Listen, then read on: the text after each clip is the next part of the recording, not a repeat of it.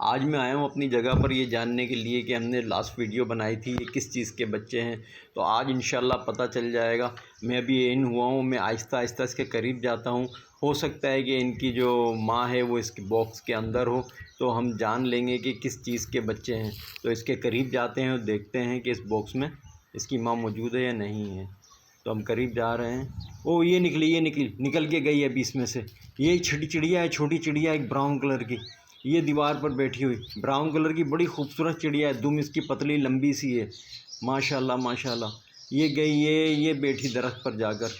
अब जो है ना इसके अंदर देखते हैं कि बच्चे, पहले जो है इसमें 2 बच्चे थे और 1 अंडा मौजूद था और हमने हाथ लगा लिया था। तो किसी ने कमेंट्स में बोला था कि हो सकता है इसे फीड ना कराए, तो माशाल्लाह इन्हें फ़ीड करा रही है। और तीसरा बच्चा भी निकल गया है इसमें से, देखें अंडे में से ये तीसरा बच्चा भी निकल गया है, छोटा सा है। 2 बच्चे इसमें बड़े हैं, 1 बच्चा ये